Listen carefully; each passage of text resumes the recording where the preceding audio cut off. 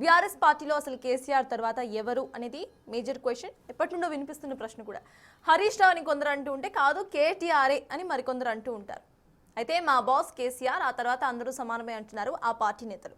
ఇక తాజాగా హరీష్ రావును డిప్యూటీ ఫ్లోర్ లీడర్గా హరీష్ రావు నియమితులవ్వడం ఈ నిర్ణయం తీసుకున్నారు కేసీఆర్. అదే సమయంలో సబితా ఇంద్రారెడ్డి, తలసాని శ్రీనివాస్ యాదవ్లకు సైతం బాధ్యతలను అప్పగించారు. మరి ఈ నిర్ణయాలను అసలు ఎలా చూడాలి అనేది ఇప్పుడు సార్తో డిస్కస్ చేద్దాం. సుయేష్ సార్, ఒక్కసారిగా ఇటు డిప్యూటీ ఫ్లోర్ లీడర్గా హరీష్ రావును నియమించడం ఎలా చూడాలి అంటారు? ద సేమ్ టైం ఫస్ట్ నుండి కవిత వైఖరి కూడా ఒకసారి ఇక్కడ మనం మాట్లాడుకుంటే ఆవిడ హరీష్ రావును టార్గెట్ చేస్తూనే ఉన్నారు బీఆర్ఎస్కు సంబంధించి హరీష్ రావును. సో కవితకు సైతం ఎండ్ మొత్తానికి కూడా ఒక సిగ్నల్ అని చెప్పుకోవాలా, హరీష్ రావుకు ఒక ప్రాధాన్యత ఉంటుంది అంటూ. కవితను దృష్టిలో పెట్టుకునో కవితకు సిగ్నల్ ఇవ్వటానికో కేసీఆర్ నిర్ణయాలు తీసుకుంటానని అనుకోను. నాకున్న సమాచారం ప్రకారం కేసీఆర్ అసలు కవిత ఫినామినాను కంప్లీట్గా ఇగ్నోర్ చేయడమే కాకుండా మీరు కూడా పట్టించుకోకండి అన్నారు. ఎందుకంటే కవిత ఏమీ బీఆర్ఎస్లో భూకంపం సృష్టించలేదు కదా. బీఆర్ఎస్లో పెద్ద ఎత్తున వలసలు ఏమీ కవిత శిబిరానికి పోలేదు. ప్రజల్లో కవిత తిరుగుతుంటే బీఆర్ఎస్కు వ్యతిరేకంగా ఒక పెద్ద ప్రజా సమీకరణ కవిత వైపుగా ఏమీ రావడం లేదు. అయితే కవిత కొన్ని క్వశ్చన్స్ రైజ్ చేస్తున్నది. ఆ క్వశ్చన్స్ బీఆర్ఎస్ని ఎంబరాస్మెంట్ గురి చేస్తున్నాయి. కవిత రైజ్ చేస్తున్న క్వశ్చన్స్ కాంగ్రెస్ పార్టీకి, బీజేపీకి ఆయుధాలు అవుతున్నాయి. సో పబ్లిక్ డొమైన్లో బీఆర్ఎస్ పార్టీ అప్రతిష్ట కావటానికి ఉపయోగపడుతున్నాయి. అంతే తప్ప పార్టీకి పెద్దగా రాజకీయంగా షేక్ చేయడం లేదు కవిత తిరుగుబాటు.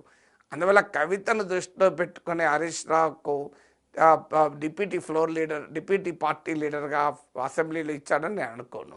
బట్ ఒకటి మాత్రం నిజం, కవిత తిరుగుబాటు తర్వాత హరీష్ రావు ఇండిస్పెన్సిబుల్ అయ్యాడు. ఇంకా హరీష్ రావు పొజిషన్ బీఆర్ఎస్లో మరింత కన్సాలిడేట్ అయిన మాట నిజం.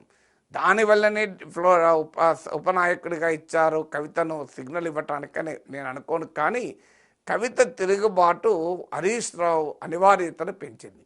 హరీష్ రావుకు వ్యతిరేకంగా కవిత పోరాటం. ఎందుకంటే ఫ్యామిలీలో హరీష్ రావును కనుక పక్కన పెడితే తనకు కేటీఆర్కు మధ్యనే ఉంటుంది అనేది కవిత ఈక్వేషన్, కవిత స్కెచ్. కానీ కవిత తిరుగుబాటు వల్ల కవిత ఏది జరగకూడదని అనుకుందో అదే జరుగుతుంది. హరీష్ రావు మరింత కన్సాలిడేట్ అయ్యాడు. మీకు ఒకసారి గుర్తు తెచ్చుకోండి, వరంగల్లో బీఆర్ఎస్ సభలో హరీష్ రావు కేటీఆర్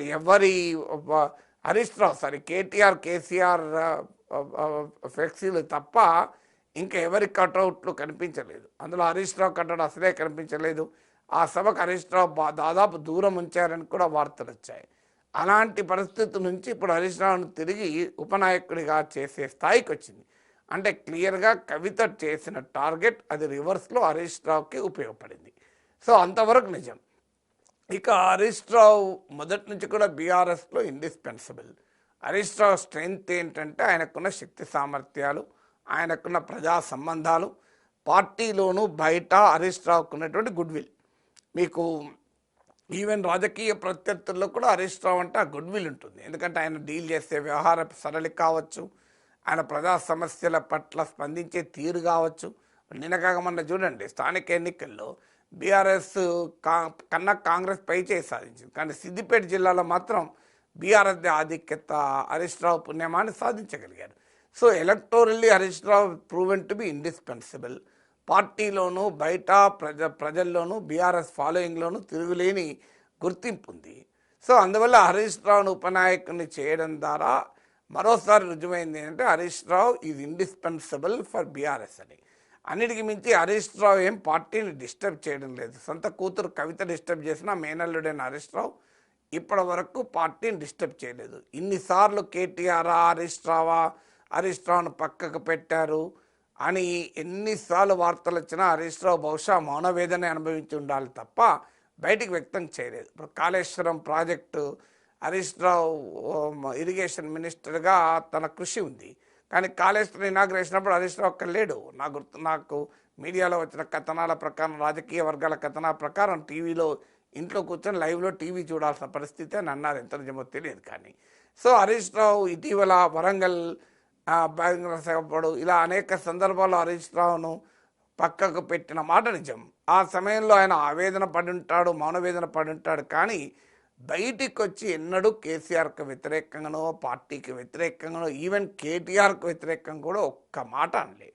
ఈవెన్ ఆ మాట కడితే కేటీఆర్ కూడా బహిరంగంగా ఎక్కడ హరీష్ రావును తగ్గించే రీతిలో మాట్లాడలేదు.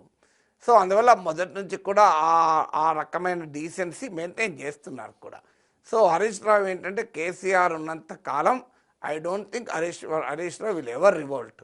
సో కేసీఆర్ యాక్టివ్గా క్రియాశీలకంగా రాజకీయాల్లో ఉన్నంత కాలం హరీష్ రావు తిరుగుబాటు అనేది జరగదు నాకు తెలిసినంత వరకు. బీఆర్ఎస్ వర్గాలలో చూసినా కూడా ఆ ధైర్యం, ఆ సాహసం చేయడు. ఒక రకంగా కృతజ్ఞతాభావం, మా మెనమామ పట్ల ఆ గౌరవము, ఆ కృతజ్ఞతాభావం ఉంది. ఇక తర్వాత కేసీఆర్ తర్వాత వారసుడు ఎవరు అన్నప్పుడు ఇక అప్పటి వరకు సొంత కూతురే తిరుగుబాటు చేసింది. ఇక ఎవరు తిరుగుబాటు చేస్తారు, ఎవరు తిరుగుబాటు చేయరు అనేది ఎవరము చెప్పలేము. ఎందుకంటే ఉండే కుర్చీ ఒకటి. కేటీఆర్ ఖచ్చితంగా వర్కింగ్ ప్రెసిడెంట్ హోదాలో, సో కేటీఆర్ కూడా ప్రూవ్ చేసుకున్నాడు. సో ఆయనకు కూడా పార్టీలో తన స్థానాన్ని తాను ప్రూవ్ చేసుకున్నాడు. అప్పుడు వెరీ డిఫికల్ట్ అవుతుంది. ఇప్పుడు మీకు తమిళనాడులో అలగిరి స్టాలిన్ మధ్య పోటీ ఉన్న స్టాలిన్ అతో పోలిస్తే అలగిరి డిస్ప్రూవ్ అయ్యాడు, అలగిరి ఫెయిల్ అయ్యాడు. మీకు తేజస్వి యాదవ్తో పోలిస్తే తేజ్ ప్రతాప్ ఫెయిల్ అయ్యాడు. సో అందువల్ల అక్కడ ఈజీ అయింది. ఇక్కడ కేటీఆర్ విషయంలో, హరీష్ రావు విషయంలో ఎవరో ఒకరు ఫెయిల్ అయి ఉంటే ఈ సమస్య ఉండేది కాదు. కానీ కేటీఆర్ హరీష్ రావు కాంపిటెంట్గా కనబడే వరకు ఎవరు అనే ప్రశ్న ముందుకు వస్తుంది. తండ్రిగా సహజంగా మన దేశంలో ఇతరులపైన మేనల్లుడి పైన ఎంత ప్రేమ ఉన్నా, ఎవరిపైన ఎంత ప్రేమ ఉన్నా కొడుకే. సో అందువల్ల కేటీఆర్నే వర్కింగ్ ప్రెసిడెంట్ చేశాడు తప్ప హరీష్ రావుని చేయలేదు కదా. కేటీఆర్నే వర్కింగ్ ప్రెసిడెంట్ చేసినప్పుడు హరీష్ రావును one of the floor leaders, deputy floor లీడర్గా చేయడంలో ఆశ్చర్యమే ఉంది. అల్టిమేట్గా కేటీఆర్ వర్కింగ్ ప్రెసిడెంట్గా ఉండగా మీకు తలసాన్తో, సవితాంధ్రతో కలిపి one of the deputy floor leader చేయరు కదా. అందువల్ల హరీష్ రావుకి ఇప్పుడు ఇచ్చిన బాధ్యత కేటీఆర్కి ఏ రకంగానూ పోటీ కాదు. Yes sir. So yes, third topic చూద్దాం.